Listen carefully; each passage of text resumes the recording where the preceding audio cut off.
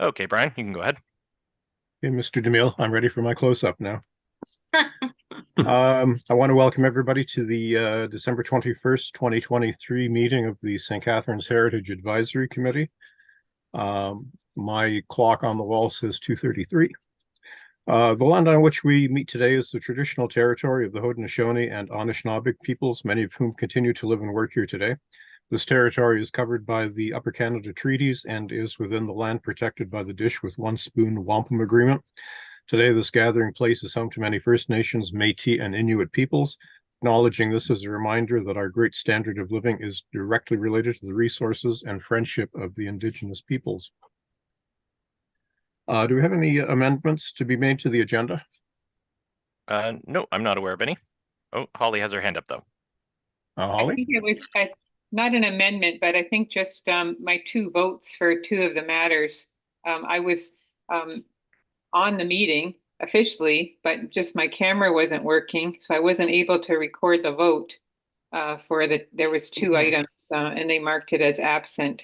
I think that's on the minutes though, Holly, For rather the than the minutes. agenda. Okay. Because I have that down to note too. Yep. So, seeing we don't have any amendments to be made, can I have a motion to approve the agenda? Lorraine, thank you. Yep. And all in favor? Yep. Okay. Motion to adopt the minutes of the previous meeting. Are we doing two separate motions for November 2nd and one for the 30th? Yeah, I think that would be best to do, just in case there's any issues. Okay. So November 2nd minutes, any objections, errors, omissions? Is that I don't have it in front of me. Is that the one that was that James updated? Yeah, so I updated those to reflect the conversation that we had about 25 Henrietta. So just to adjust some of the language around 333 Main that was discussed. I'd like to make the motion to accept that, because thank you very much for taking out that whole section where I spoke. I really appreciate it. Okay. Any other questions, comments, complaints? Nope. If not, then I guess Just all a quick thank you for including the yeas and nays, the itemization of the vote on that. I noticed that there and appreciate that. Yeah. And requested it. So all in favor of the adopting the minutes for November 2nd? Okay. And then November 30th, which of course I can't speak to those, seeing I wasn't here that day. I have some suggestions for changes to the minutes, corrections to the minutes. First of all, I've already talked to James about this, about the question mark punctuation was used incorrectly.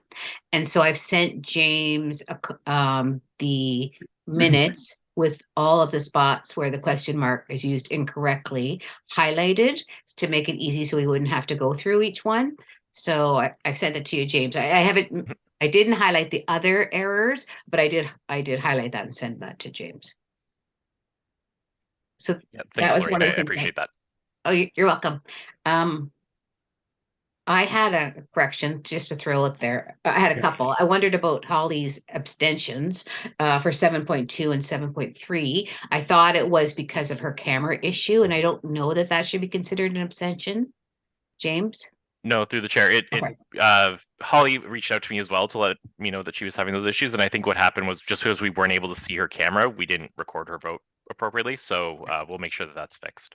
Okay, and then one other thing to note as well is that in on page 11, when it says all four canals, I think I said the third canal was included, because I think I was explaining to Robert in response to Robert's question how it originally was the first and second, and then we decided to include the third Welland Canal, so not all four. So if that could be changed, that'd be great. Okay, sounds good.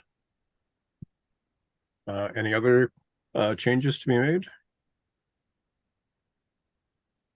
Gail, none at all?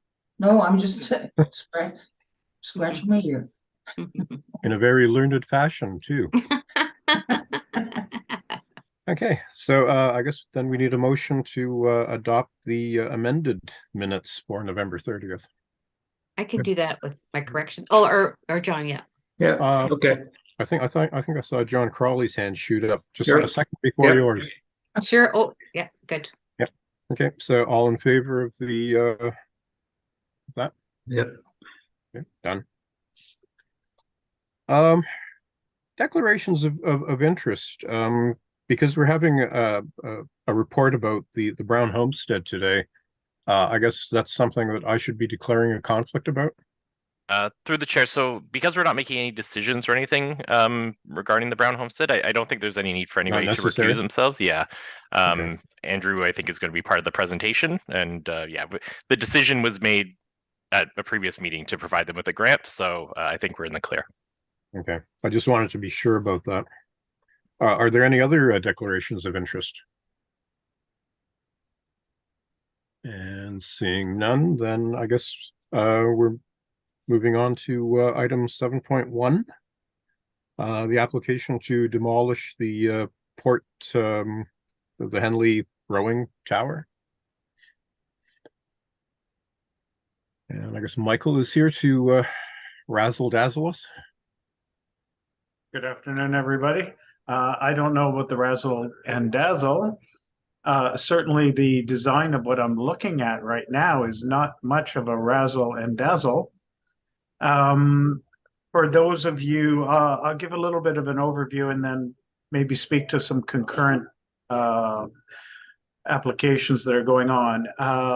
The proposition right now, and for which there is a building demolition permit that has been filed at the city, is to take down the existing 3-story finish tower.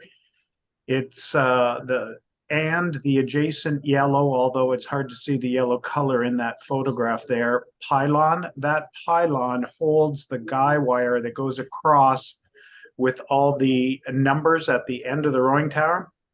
And to take the tower down and the pylon down and then rebuild it with a new design.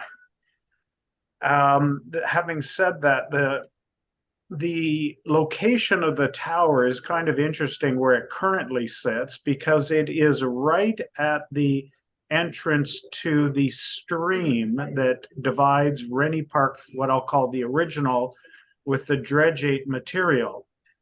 And if you look at the map of the Heritage District for Port Dalhousie, it includes the shoreline, but the existing tower is on 4 piers that are located in the water.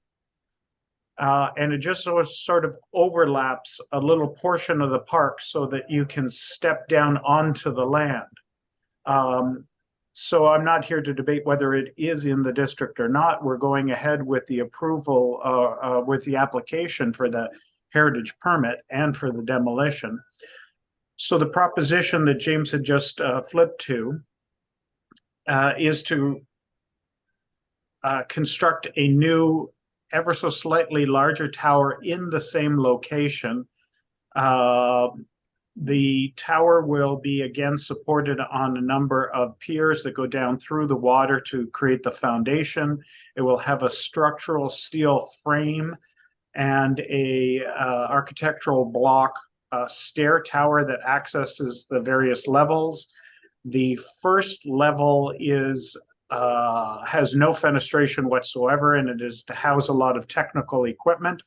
The second and third levels are used by the judges, media, photographic finishes, and so forth. And then there is an upper roof area where the officials and cameras can go up during an event to shoot this. It's not public access, either inside the tower or at the very top. So the tower itself is going to be composed of the structural steel frame and the architectural block, as well as metal cladding. The first floor, as I mentioned, has no fenestration because we are concerned with the potential for vandalism, given the sort of slightly remote setting that it's in. And I think that sort of outlines what's there. As I mentioned, there is the demolition permit concurrently has been applied for, the heritage permit, and a pre-consultation consultant meeting. All three are happening simultaneously because it's a very fast-track project. We were just brought in, and the intent is to have the demolition, if successful, completed and the new structure built for the 2024 rowing season and upcoming worlds, but they want to have it operational by the sometime in May so that they can use a couple of the early bird and so forth regattas to test it out. There are some technical requirements now because of the worlds. Equipment is getting very sophisticated and takes up more space. The tower itself and the entire rowing course is being surveyed, so the finish line is determined within about a millimeter from the starting gates, and timing goes down to the fraction of a second now. So its position is very specific on the site. It cannot deviate one way or another. And that view there is just to show the angles of the tower from the mounting of the equipment. There's certain angle degrees that we have to be. We have to be between 8 and 12 degrees, and at the lower we're at 7 and the upper we're at 10, and that's to the center line of the course to meet official standards. And then included as part of the application, we put in all the floor plans at the various levels. We have the entry level or ground floor plan. You come into the stair area, and then you have the equipment room with a washroom facility. Then you go up to the second floor level. The second floor level is right now primarily for the commentary, where they'll have different media groups who then step out of their booths when a race is coming and go to the glass. Up on the third level are the judges themselves, who sit in a sort of tiered piece of almost like grandstand seating, so that they can get the visual sight line. And we have the timing equipment that's located there. And then up on the roof is the open roof terrace. It has a half wall facing the park or east and partially to the south, because we're not trying to sort of invite the public up there in any way, shape, or form. And it will have an access hatch. The stair itself right now does not go to the roof. And just to mention that the existing tower, we have the original drawings for the tower, and they were issued for construction for March of 1999. So it's my understanding that that tower, the existing one, was built somewhere in and around 1999 during that year. In the application, we have all the various areas. We've referenced under the property information the Rinnie Park itself, and indicated the frontage along Lakeport Road. Technically, this is 60 Lakeport Road, and the park is made up of a number of parcels, just because of the canal that came through the area. But just so members are aware, Rinnie Park is owned by the city, and Martindale Pond is owned by the city. So the city's actually the owner for the land and the water, and the new tower and the existing tower will be owned by the Canadian Henley Rowing Corporation. So that remains unchanged. It will not be a city asset. It will be the Rowing Corporation's asset sitting on city water and city land. I think that does it for an overview. Okay, thanks. Councillor Garcia, you have a question, commentary?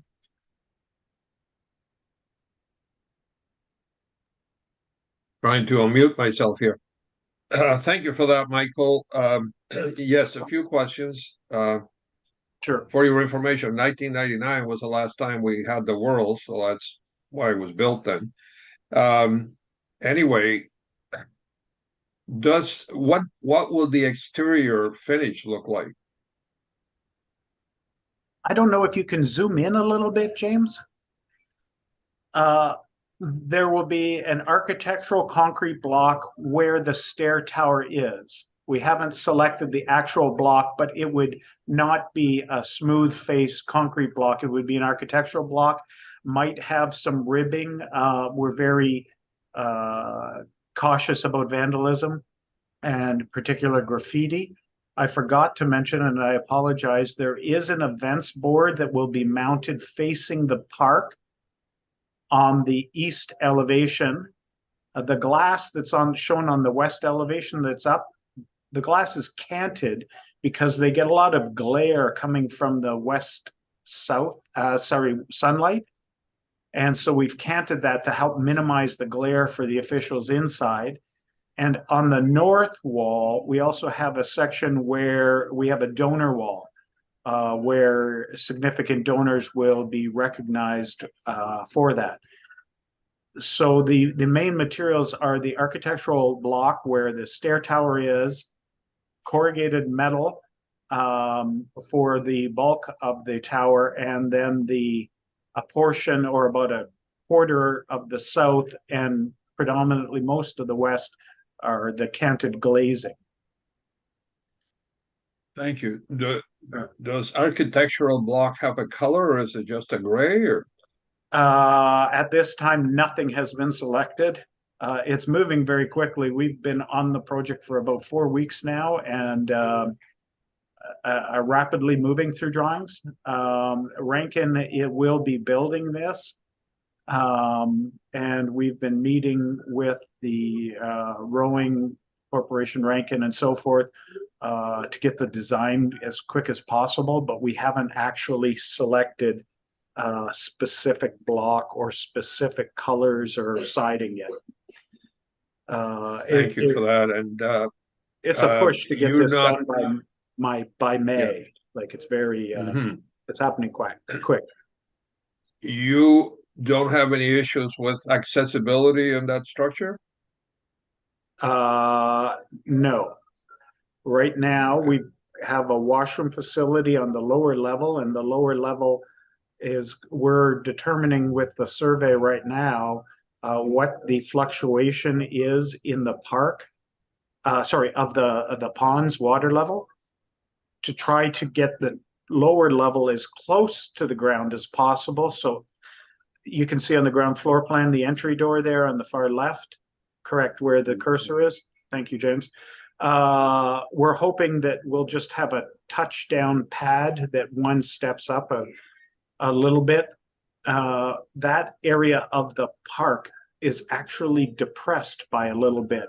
I think it's the subsidence from fill that was used over the years, which continuously sort of sinks over approximately 20-year period. So we're trying to have that as close as we can get so that we don't foresee any ramp structures.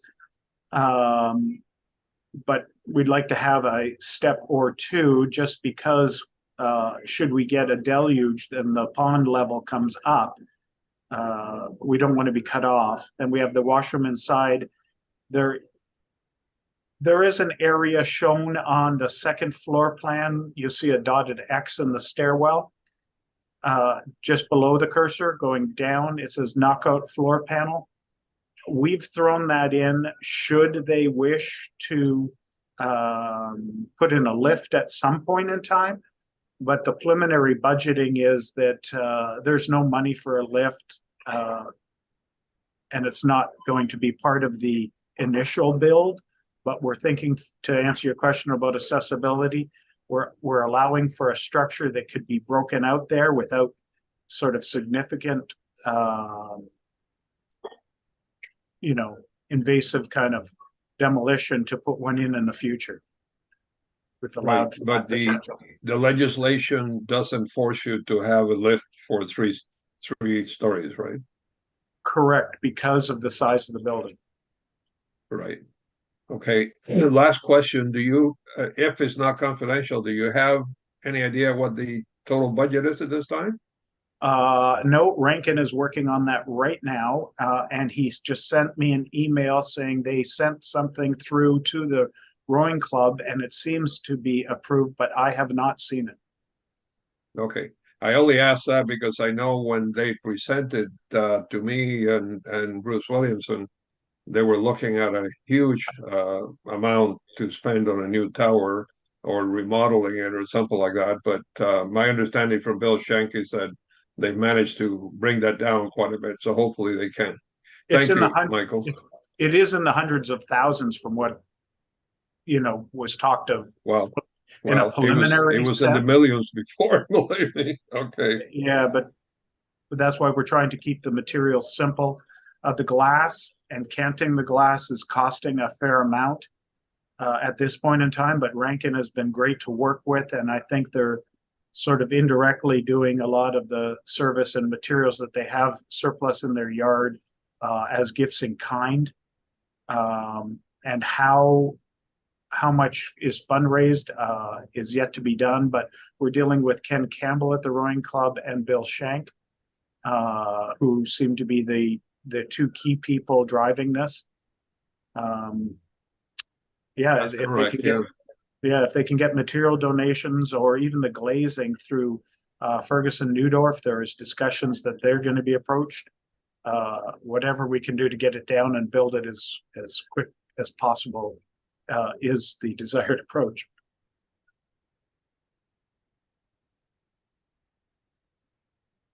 Gail, your hand was up next. You're on mute. Yes, thank you for your presentation, Michael. I assume that this is not because the structure itself is in need of demolition. It's simply that it's not sophisticated enough for the times. Is that correct? I am just told that it's outdated. I have not been inside the structure myself. When we're on site, it was locked off, and so I can't speak to sort of the structural integrity to know if that's deteriorated. But I'm just told that it has to be replaced for the games. Right. So it really probably is a good old structure. It's not going to fall down of itself. It's because it's the need to have a more sophisticated cameras, angles, and all that kind of thing. That's my understanding. That's correct, Gail. Okay, yeah. Thank you very much. Thanks. That answers my question. Okay, Lorraine? Oh, hi. Just two quick questions. The first one is, did Rankin have to go through a tender process? I'm not aware of that. I'm not sure. Okay, I just wondered if it's not city owned, but I just wondered if that had to happen through your organization, if that was part of your rules. And then the second, like I have no trouble being completely open. At the first meeting we were there, Rankin was there and the rowing club was there. Rankin had to submit a proposal to them that I got an email just this week that has now gone in. I do not know if they spoke with others before or during this process. That would be really a question for the rowing club. Okay, thank you. And then my second question is, I noticed right away the cantilever windows, and it reminded me of what the types of windows you see at an airport control tower, right? With the glass like that. And I know that at airports, they take significant measures to make sure that birds don't fly into it. Just wondering if that was part of the plan as well with those huge windows. It hasn't been right now. In fact, when Rankin was doing the preliminary pricing, as we had mentioned, it'll just be single pane glazing. Because this building will be used intermittently and, generally from the end or middle of May to perhaps the end of September. I think the university has some regattas that are late in the season. There will not be sort of insulation and insulated glazing. They'll just have a couple heat pumps that'll cool or heat the space as necessary, but it'll just be sort of single pane glazing, no interior filaments. I'm not sure if you're aware of how they do the filaments for birds. Mhm. Originally glass came out with a fine line filament that Mhm. let's just say is horizontal. And then if you go up sort of parallel to that, there'd be a second filament 8 inches higher. And it's Right. very hard for humans to detect it, but for some reason birds can detect it. But then they found they could install those filaments less frequently if they made them vertical, because birds are particular about the tips of their wings. But if they're horizontal, birds will try to fly through a very narrow gap. But that's very, very expensive glazing. And I know that the discussion to have this double glazed was nixed because of the cost to go down to single glazing. So I can't imagine that there's dollars in the budget to use specialty bird sensitive glazing. And that might be a problem in the future. So that might be something they have to consider. There's no code that says at this point in time Okay.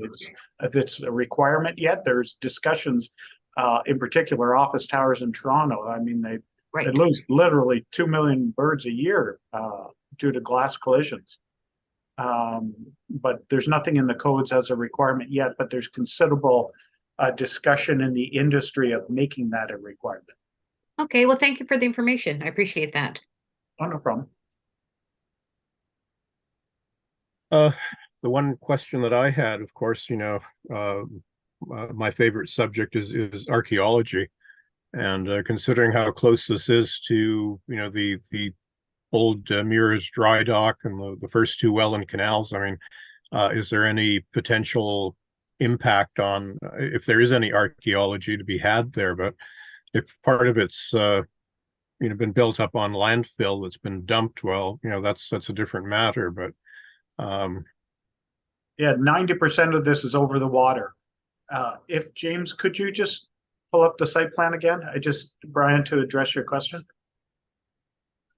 because of course, a lot of companies are doing underwater archaeology now too. So with the canal being there. Yeah, so it's hard to see, but right where that stream is, this is built out over that and just touches down on the north side to provide access where the current tower is accessed. But the entire sort of 90% of the building is over the water. And it's my understanding that that sort of area is filled and has been disturbed. And you can see that there is a sort of steel rampart kind of shoring put in place and it's just backfilled in that area. There's been no discussions about the archaeological investigation to date that I'm aware of. It certainly hasn't come up in, there have been 3 group meetings that I've been part of, and that hasn't come up yet. Okay. I know that this is also going to NPCA, and perhaps because of the pre-consultation submission that's gone in, it might be something that the city flags at that level. And Margaret, and I always have trouble pronouncing Margaret's last name, Justinopovich, she's involved that way. And we are yet to hear any feedback yet from her on the submission that went in about a week ago. Okay. So through the chair, I can kind of add a little bit. Typically, the region is the body that's responsible for asking for archaeological reports, and they typically ask for those as part of the pre-con.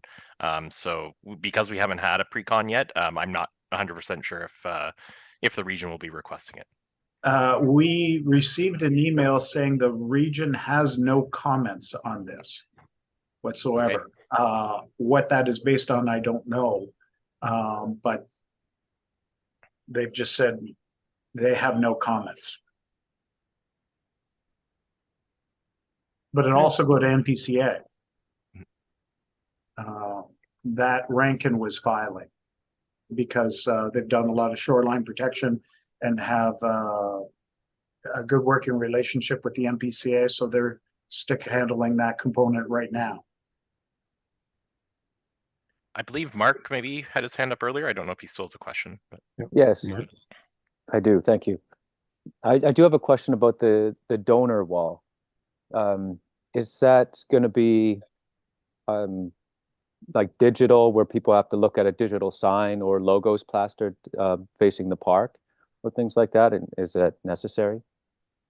Well, if all goes well, we'll have a couple key donors, let's say. So where we've shown donor wall and alluded at, half a dozen or more plaques, ideally, maybe there might only be a couple, depending on who comes forward to be recognized. But it's certainly not ever thought that those would be digital, because there's no need to change the information. Usually you go to a digital format when we're going, where you be changing the data that you're displaying. So it's thought that this would be a fixed and permanent plaque that would be put on the building, and hopefully only a couple of them. Yeah, We're because it just is a saying, natural looking area right now. I'm sorry? It is a natural looking area right now, right? It's like on that park. Like it's free of advertising right now. Is it there going to be logos on it, or is it just like a standard plaque with like It someone's hasn't been name on it? determined, but if Okay. it's an individual, there would be no logo involved. If someone like Rankin chooses to make a more significant contribution, there might be, but it would be fixed in that location. Okay, and is there any potential for advertisers to be advertising in those spaces during the games? That has not come up. That's It's good. an interesting question, and I kind of like the idea. Well, But I'd say no, that because I don't like the idea. but Yeah, for at an all. event, Yeah. what? Or just to have like permanent advertising in such a natural looking area. Oh, permanent. Oh, I thought you meant just for an event sponsor kind of thing. Even with the names of like the companies on it too, right? Well, I can certainly carry forward that to the next meeting as a Okay. suggestion. Yeah, thanks. No problem. Lorraine, you've got another comment? It just after Mark's commented, something occurred to me. The other side of the wall where it's got, I think it's an event board, you said. Now, is that electronic? The event board? We, in our minds, when we were designing this, we thought this would be a fixed element, not electronic. That as you enter Port Dalhousie, let's say from Ontario Street and coming down the over the generating station, you do have a sight line to this. And at one meeting, the second meeting, someone did bring the idea forward and said, is this going to be digital? And was no decision made whatsoever. And so right now on the drawings, it has just stayed as a fixed sort of element that would be raised off the building, perhaps by 8 inches or so. But the topic was raised. I would think that something that's digital and is that size is going to be half the cost of the tower. I was trying to imagine how you would change the events, to update the events on that poster or that board, but it sounds like you're just going to have like the major event on there. It's not something you're going to Correct. update regularly. But like in the building that our office is located, we have a raised, our signage is off the building, and it's just sort of exterior grade or marine plywood sheets that are then, professionally painted and then fixed into position. And it could be, I don't know, I'm just looking at that format. It could be sort of 3 4x8 sheets stacked vertically that are all painted in a uniform manner to look like one single sign. That might change if you have the Henley or something. Well, thank you for clarifying that, because when you first said event boards, I saw it as almost like one of those signs where, it updates you that this race is going to be happening at this Oh, time. no, no, It's no, not no, that no, nothing specific. like that. Okay, Oh, no, no, just for the good. event, they might, have the graphic of the world, the regatta itself, and they might use it in advance of the event and have that there. But no, not race per race. No, that's No talk never about that. been mentioned. That's good. But still, it will be kind of an advertisement similar to I think there's a sign similar to that right now, isn't there? When you drive in on the way to the grandstands, isn't there some kind of sign there, or was there? Or not drive On in, but Main walk into Street, the grandstands. are you referring to Main Street? You can see it on Main Street, I Yeah, think. I had thought they put a banner over the street there, but Maybe that's what I'm thinking of. yeah, I don't recall one on the grandstand itself, but there might have been. Okay. But there certainly isn't in the existing tower that's there. Okay. All right. Thank you very much. Yeah, it's a good thing that event sign isn't going to be digital, because you'd probably have everybody on the Michigan side of Port Dalhousie all out of joint about that, Mhm. I'm sure you would, yeah, I was thinking it would be really unattractive. I would Okay. think so. So do we have any other questions or comments?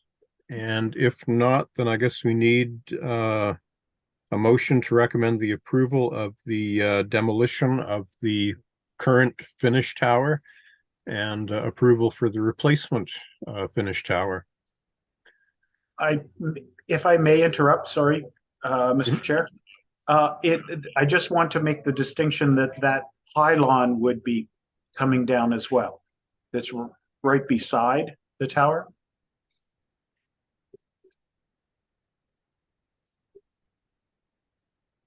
Just so that everybody's aware that both would be coming down. Great, thank you. And is there going to be did you say there's going to be a new pylon put up beside the new tower? No, there will not. So there'll be. Okay. Yeah. I'll make the Okay, motion. so we have the motion on the screen. I guess, does somebody wish to make the motion? I can make it, Polly. Holly, okay, thank you. And all in favor? Okay, I guess that's done. Great. So thanks, Michael. I'll be in touch tomorrow. But just to let everybody know, because this is a demolition, council has to make the final approval, and that'll be going on the January 15th council agenda. Great, thank you for that, everyone. And I certainly wish everybody a happy holiday season, and hopefully get some time to relax and enjoy. Okay, thanks. Take care. Okay, moving on to item 7.2, the Brown Homestead Grant Outcome Presentation. And Andrew, I guess you are here to razzle dazzle us this time as well. Well, I'll provide the introduction, but Mackenzie will provide the razzle dazzle. I just want to say thank you to the city and to the committee for supporting the work. It's all come together really beautifully, and we're really happy with it. Big kudos to Patrick Van Velzen for the work that he did, and I'm going to hand over the presentation to Mackenzie, who's our project manager at the homestead and supervising this work and all of the adaptive restoration work that's going on. And she'll walk you through what was done, how and why, and answer some questions. Great. Hi, everybody. Thank you for having me be a part of this. So James, I'm just going to tell you and then you'll move to each screen kind of thing. Yep, that sounds great, Mackenzie. Okay. So again, thank you for the grant. It's much appreciated. A lot of the work that we did wouldn't have been able to, I guess, get done as quickly if we weren't granted with it. So I think everyone's familiar. I think everyone here was here when we did the application, but the summer kitchen is I can't really point, but actually the cursor is right on it right now. Yeah. That section right there. And it's believed that it's 1796. So we want to go the next screen.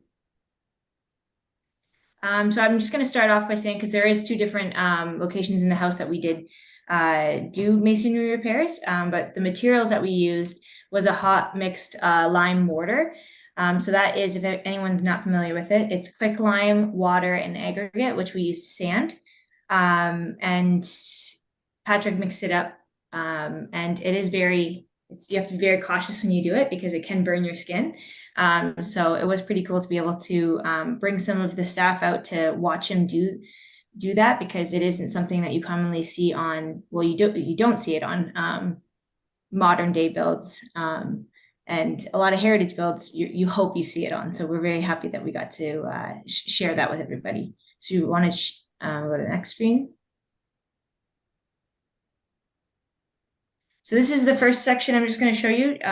Just a small section that needed to be repaired. There was a hole that was previously created from an exhaust pipe that was there that ran from a wood burning stove. So he just took some stone that he actually found, or he had from recent heritage projects that he had worked on, and filled that hole and removed the exhaust pipe, which we did end up keeping in our archives if we need it. We can move on to the next one. And then this is the summer kitchen. So this is the section that we mostly worked in. So most of the work that had to be done was there on the right-hand side is the east wall that had to be repointed.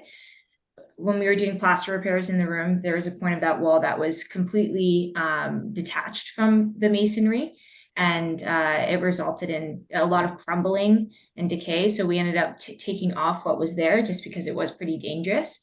And we ended up repointing that wall to leave as kind of a living exhibit. So it is an exposed wall or stone wall. The hearth floor had to get repaired because there was on the right-hand side as well in the corner there. It collapsed while we were doing the plaster repairs. And when we did take it off, there's a photo that's later in this presentation that it shows that there was such a void that there was nothing there that was actually stabilizing the stone. So the whole hearth was repointed. And then the fireplace was repointed and cleaned. All the kerosene was removed, well, as much as we could. We didn't want to damage the stone any further, so we didn't do anything that was too harsh to kind of ruin the exterior of that stone. So we cleaned it as much as possible. And then the bake oven was rebuilt. If you want to move to the next. So this is the east wall there that we repointed. The chair rail was removed just to protect it from getting damaged, but that whole section what has been repointed now. And again, it's left as a kind of at a living exhibition. If you remember from the last presentation, we talked about how the header on that window casement there is exposed, which is pretty cool to see. So it gives kind of like an insight of the wall construction, which again, you're not going to see in a modern build. So that was pretty cool. And then we have returned the chair rail back up. And if you want to move to the next one. So this is the section I was talking about. I was actually the one that fell through that when I was on a ladder doing the plaster repairs above. And when we took it out, you could see there's a lot of crumbling mess that's there. The previous person that repaired it really didn't, well, we don't think compacted it enough. And then if there was any type of, because the exterior was repointed and rebuilt out at an earlier point. So we're assuming that the water damage could have also caused it. But what we did instead was we added more grading and really compacted it down. And then we were able to rebuild that section there and return the flagstone. And then again, like we said, when we were doing that, we ended up noticing that there was more cracks throughout the mortar joints. So then Patrick just decided that it was best if we kind of check out around the surrounding area and make sure that it's not the same in those areas and that there's no voids. And then he repointed it all as well, just to, again, we are using that space for programming. So we want it to be as safe as possible for anybody that's walking near it. So if you move to the next one. this is just a cool section to show everybody kind of the process of repointing if you're not familiar with it. But so when we took the mantle off, that was a condition of it. As you can tell, that's a section that hasn't been touched. The previous homeowner, Jupian, had never repointed that section there. So Patrick was explaining that he was actually really surprised by the brick. It hadn't been damaged in the way that he might have expected it to be. There wasn't anything that he had to replace, which was good because now we can say that it is all original material. So all that section, basically what he did was he cleaned it out with a chisel and hammer, and then he was able to repoint it. And then that's the section when it was finished after he right before we put the mantle on. Do you want to move to the next one? So this is just another kind of like the process. This section here was rebuilt by John Jupian, the previous homeowner. And Patrick, I was there with him while he was doing it, and the mortar in those joints were really hard. We're assuming that it's not quicklime. There has to be some kind of Portland cement in that mix because it was just extremely hard. Anything that we were taking out of those joints took 10 times longer than anything we took out of the original. So it's actually really good that we ended up repointing everything because now the idea behind quicklime mortar is that it is softer than any of the stone or the brickwork, and it actually is protecting that work so then that it doesn't cause any further damage to it. And then that way in the future, we'll probably have to, down the line, you would have to take care of it and regular maintenance compared to anything modern, but it is that idea to protect the material that's there. So we did that there. He did expand this here. We expanded it as far as we could. Any of these courses that were laid by John aren't regular at all. It's all kind of mixed match. There's no regular bond by any means. So Patrick tried his best to be able to follow what would, keep it together, but also protect the stone that's there. So if you want to move to the next one. This is kind of a cool, again, we had the staff involved. So Patrick kind of gave a lesson on how to repoint, and the staff members got to repoint some of the joints that is going to be behind the mantle. So they're not going to be shown, but they're there, and the staff knows that they had a hand in it. So it was kind of cool. And actually these Sarah and Pam are two people that have no experience in hands-on masonry, especially. So they thought it was really interesting to be able to do that. So if you move on to the next one. So this is the bake oven fully restored. Again, we did expand it. So the idea is now that it can fit a 13-inch bake pan, so then we'll be able to utilize it in the way that we weren't before. It was very small. It was about 8.5 inches before. So we've expanded it quite a bit. And then that way we can utilize it in the way that it's supposed to be. Again, this is the part that Jupian rebuilt. So it isn't original by any means. And Jupian's interpretation of this bake oven had no evidence of it. He just did it based on what he thought would have been there. So there's no historical value in that as well. We did use Indiana limestone to frame out the bake oven there. And again, it was more of a choice, not design, but also function because of the brickwork being so uneven in areas. It was the best way to ensure that we can even it out, but also structurally it stays sound, just because all the steel work that's in behind there, it runs to a certain point. So Patrick just wanted to ensure that it's again safe and we're able to use it. So if you want to move to the next one. So this is just a fun photo that that I just wanted to share with you guys. We ended up doing a traditional, we cooked or baked a fruit cake for the holidays at the homestead, and one of our staff members, Pam, she's doing a journal article about it. So we just kind of wanted to take a photo to kind of show the function of what we hope to do with the bake oven there. So as you can see, there's a good dimension that we could get a 13-inch pan in there. Do you want to move to the next one? So this is the finished mantle that we had put on. So the idea behind this is that for fire safety code, we have to have the distance between the firebox to any type of wood has to be 8 inches. So that is the inches there with the new mantle. Due to the fact that the 8 inches wouldn't be possible, you would have maybe 1.5 inches piece of wood running on the right or the left-hand side, I guess. And then on the right-hand side, you could add a little bit. So we are going to add beading on the one side and a piece of wood, but on the side of the bake oven, we're just going to stick with no wood. This is, again, another traditional type of mantle that would have been there. And Doug Vickers is our kind of consultant on that, and he created this. And a Willowbank student was very excited that he got to be a part of the installation. So he asked me to take a photo. So I thought I'd share it on here. Do you want to go to the next one? So this is the finish as of today. We just primed the mantle, but we are gonna paint it. And yeah, that's the repair. You can see all the joints, they're all cleared. I wanted to take a photo of what it would look like a little bit later than when it was all wet and everything, but we're very happy with it, and I think it looks great. So again, thank you very much for the grant. It's very much appreciated. Do you want to go to the next one? I guess, yeah. If you have any questions.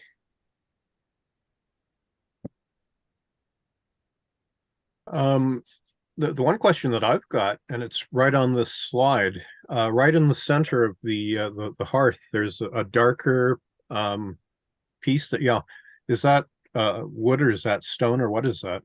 That's stone. Is it? Yeah, so I actually asked Doug about that, and he said that traditionally, obviously, like that wasn't shown when you had the original mantle on it, and he was kind of laughing at the fact that whoever did build this probably wouldn't want it to be exposed, but it has to be now because of the fire safety code. So we left everything the way that it is. So none of those stones have been changed by any means. They haven't been moved. He just repointed the exterior part. And hopefully the mantle, the shelf that's there now is such that you can put something on it and not fear that it's going to go sliding off. Yeah, actually, that's funny. So I just had some students here today. They just did you could see where the crack is right above the mantle. It's just a void. We ended up we put a level on it and tried to look at it. And yes, the mantle was very uneven. So we fixed that, and we just put some new plaster fill into where the void is. But it's very obvious, which is kind of funny. Yeah, and that bake oven, the new limestone surround on it makes it, really pop, and it makes it look a lot better. Yeah, that was inspired by some of the other fireplaces in the house. We thought it was a nice look, and it gives a little more stability. But get your bread recipes ready, Brian. We're going to be baking. I'm going to be doing sourdough rye this weekend. Lorraine, you had a question. Well, first, I want to say that's my favorite type of bread, Brian. So I'll be over. But thank you very much, Mackenzie, for that great presentation, and all the visuals really added to what you were talking about. Here's a question, and excuse my ignorance, but see the wall on the right-hand side of the picture? Would that be called repointing as well? When you see between the stones, you see the sort of the mortar or whatever that is. Is that repointing? Yes. Okay, so that would have been done before. Like you didn't need this grant for that repointing. No, that was part of the scope of the grant as well, was to repoint that whole section as well. Oh, okay. Okay. Yeah, it was the repair of the hearth and the everything there, that repointing of that wall, and then the filling of the hole upstairs. Oh, okay. So that was what you showed earlier, that stone. I wasn't sure if it was that wall or whatever. Oh, okay. That wall, all right. yeah. All right. Thank you very much. Now, as it ended up, it's a little different than it was originally. Originally, they'd leave that a little rougher because the plaster would go over top of it, helps it adhere. But because it's going to be exposed, we did it a little bit cleaner for the look. But it creates sort of an interesting exhibit about the construction of the house and so on. I would think so too. Yeah. And it does look a little bit rough in certain areas, so it gives you that idea that this is probably what it might have looked like, right? Mm-hmm. Maria? Thanks. Yes, I just wanted to say that I had the sincere pleasure a few weeks ago of having another look and tour of the Brown homestead, and saw the summer kitchen, I think, pretty well in its finished form. I'm not sure, Andrew, if the mantle was there at the time, but I think the mantle came in right afterwards. Did it? But I must say, I'd encourage members of the advisory committee to treat themselves to a recent tour if they haven't done so already. But the summer kitchen has just come alive, I think, with the reincarnation of the stonework. It was truly lovely.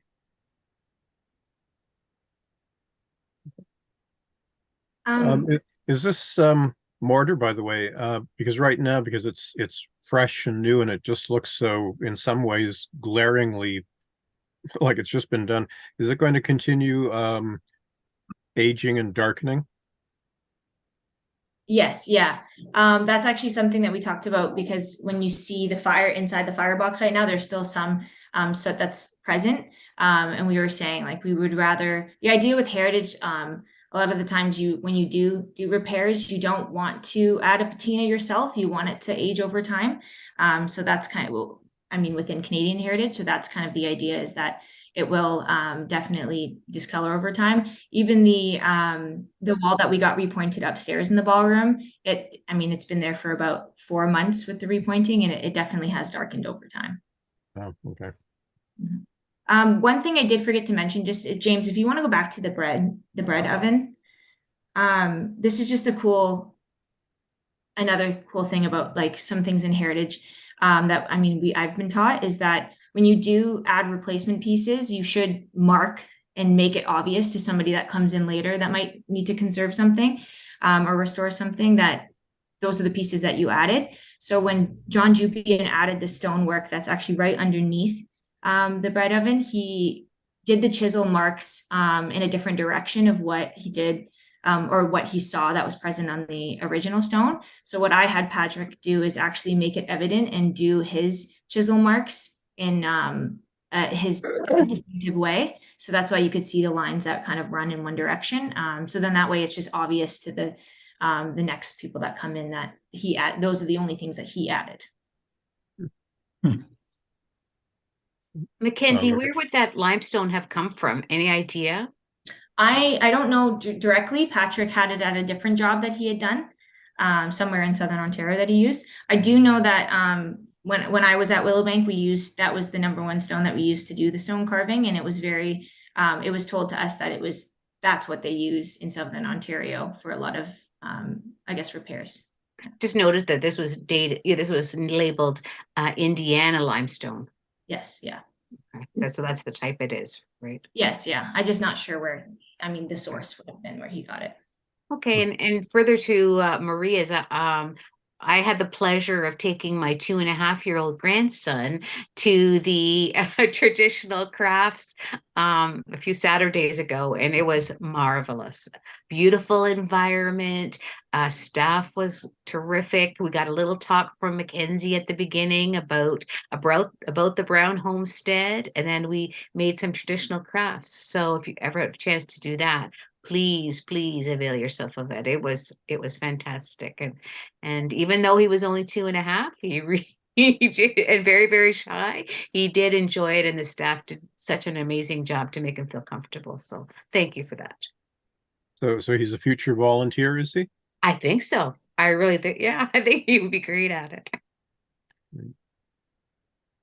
Okay. Any other questions? Oh, Mark, your hand is up. Yes. Yeah, this looks much different than the last time I was there. That's for sure. Looks good. I'm wondering, in the oven that you're going to utilize, is there any of the red clay brick exposed that could potentially be damaged by the fire? On the exterior, you're talking about the interior? Yeah, in the oven itself that's going to be used. Yes, I would say. It is all exposed.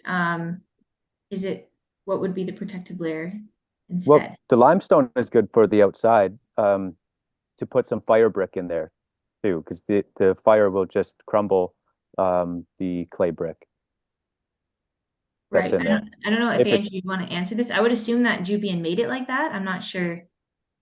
I remember having that conversation with Patrick when we looked at it, but I don't remember exactly what he said.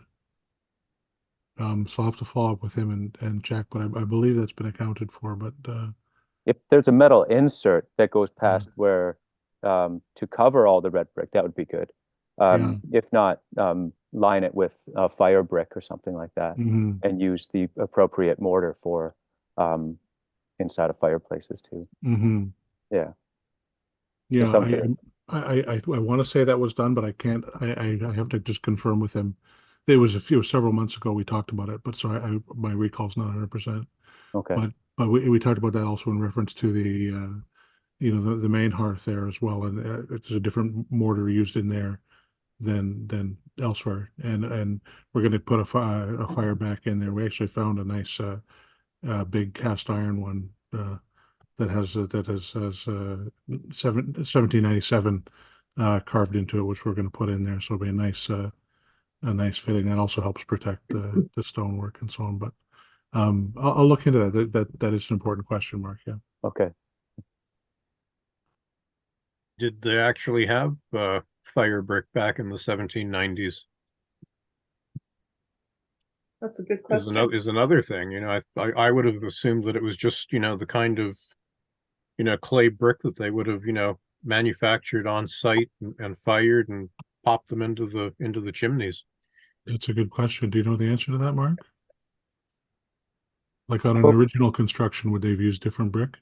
a lot of brick was fired it has that fired face, right? There's like a few mil of a fired face to protect it. That's why you don't like sandblast the outside of like the exterior, right? Or inside for that matter, but more importantly outside. It probably was. They may have just used a metal insert of some kind too, right? Or there was just it was cheaper to have it maintained, right? At the time than it is these days. Right. But definitely if you're going to use it now, I mean, I think there's a question of what they use then, and if you want longevity now for the oven. I know there's not a metal insert there now, and that's why we talked about it was when he opened it up, doing an investigation of what had been used when John reconstructed it, because that whole section is a John Jupian reconstruction. So just confirming what was done there, but it's just I don't specifically remember what we discovered. And probably the other thing too about this bake oven is that unlike in 1797 when you probably were baking every day in it, I don't think the homestead you're going to be using it 365 days out of the year to feed the masses. So the fireplace, the bake oven probably has more longevity because of that than Anyway,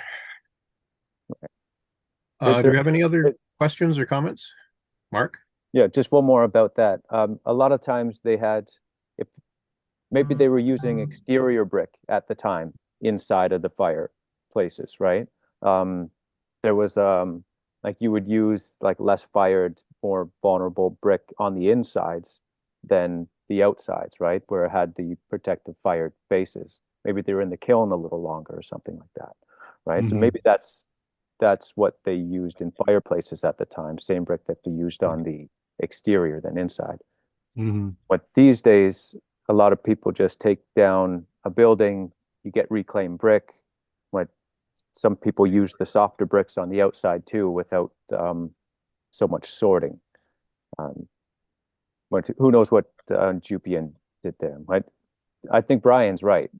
You're not feeding the masses. I think you'll be okay. Yeah, well, we'll definitely look into it so we know what we're dealing with. I do know that John fired some of his own bricks on site early on. He, as you know, he was very gung ho. So he actually did made some of his own bricks on site. Whether they were used for this or not, I don't think so. But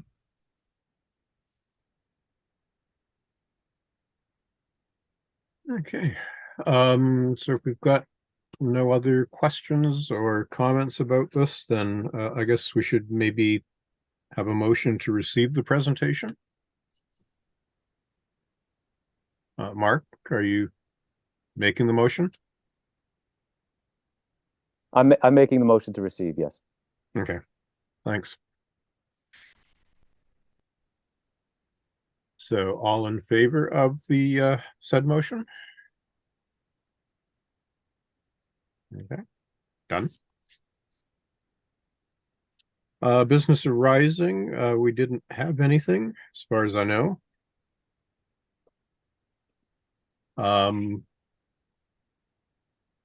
And updates from the subcommittees. I guess Andrew, you're going to update us on the subcommittee's activities. Yes, in terms of the research subcommittee, we are all endeavoring with different degrees of success to get all our properties into James before the end of the year, and hopefully we'll have done that or come close.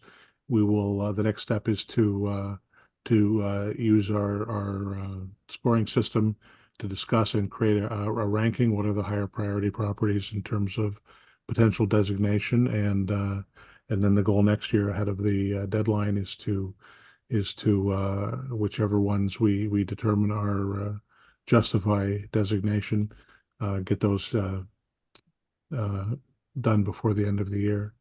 And as I think we've mentioned in the past, we're focusing on properties on that are on the registry currently that are outside of the proposed downtown heritage district, which obviously will receive protection once that's assembled. So far so good. We've processed quite a few properties. Yeah.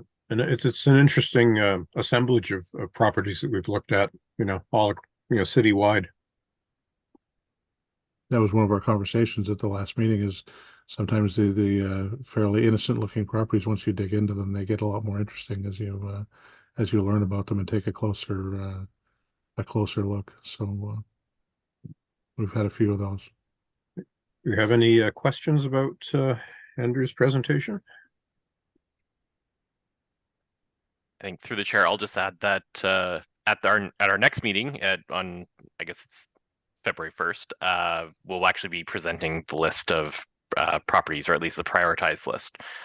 So our next meeting for this subcommittee is mid-January, and at that one we'll be finalizing it, and then we'll bring it to the group and for a greater discussion. Then we'll start our work on trying to designate as many of them as we can. Before the meeting started, we talked about how we were eagerly awaiting the information from the designation committee. So there's a lot of anticipation. It'll be like a Christmas present. That's right, delayed. Right. Gail, you've got a question? Not about that. I was wondering if there was going to be anything about the update on the POE, public outreach and education. So I'm just asking the question. Are we going to have anything to say about that? Or are we finished with the updates that Andrew and has finished? Am I interrupting? I think we should probably maybe have a motion to receive Andrew's report, Okay. but unless anybody's got any other questions about the presentation, I guess we're done with it.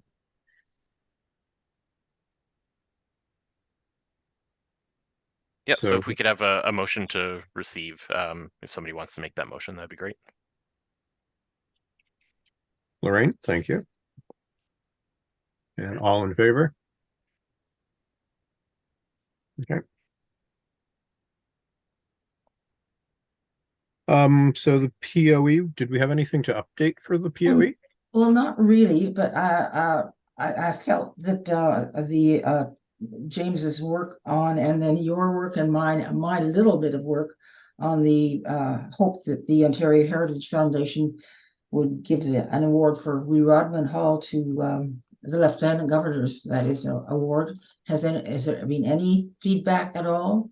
I guess through you to James? Yeah, But so we through the didn't have chair. a POE meeting about that though. No, we didn't, but I think it comes under public outreach and education. Right. Yeah, so through the chair, I haven't heard anything yet. Typically, they announce the awards, I believe, in February. I think they coincide with Heritage Week. Right. So it's still going to be a little bit of time before we hear something, Okay. but fingers crossed. But as soon as I hear something, I will let everybody know. Okay. So, and I That's imagine great. if it's good I news, just didn't everybody will know definitely how know. I was gonna fit this question in about what was happening, and it should have maybe been at the end, so thanks. No, that's okay. Not a problem. Okay, so I think that's it for subcommittee updates. We didn't have any correspondence unless somebody has something that they want to bring up at this point under that heading. And seeing nothing, then I guess the date of our next meeting, February 1st. I have a question about that. Ah, I Gail, have go a ahead. question about why is it, I know you're very busy, James, but why is there no time in January to have anything at all? So through the chair, so I mean, we could do it the week before. I'd have to look at my schedule to see what that looks like. The day of our typical scheduled meeting, I have a personal conflict that I'm not able to attend this meeting. Yeah, right. So Right. it just, in terms of the calendar, kind of made sense to move it back 1 week. Just looking at my own personal calendar. Okay, just If that doesn't, a if that doesn't Thursday. work for the larger group, then Okay. by all means, I'm happy to move it forward instead. But moving it back also ensures that we have enough on the agenda to be able to Okay. discuss. Okay. That was a concern for today before Right. the application came forward. I wasn't sure we were going to have much to talk about. So Excellent. yeah. Okay, thanks. Is that day a concern Oh, for it's anybody? fine. It's fine for me. I just didn't understand. I didn't know why such a, long I time. think it seems longer because this month we've moved it up a week, right? And so it is probably the biggest gap that we'll probably ever have between meetings. But yeah, if we decided as a group we'd prefer to move it up, I can look at my schedule and see if that makes sense for me. But it's up to the group as well. So Yeah, I'm fine. I'm fine with February 1st. Yeah, Yep, me too. me too. The last week of January is very, very busy for me, so February 1st works well. Okay, good. great. So anyway, if there's nothing else, then I guess I just have a comment. I'm glad to see, James, you fixed your sound system. Well, I think the microphone's going to be a permanent accessory for me going forward. It sounds like so. So I just want to wish everybody a happy, healthy, and safe holiday season, and we'll see you all in 2024.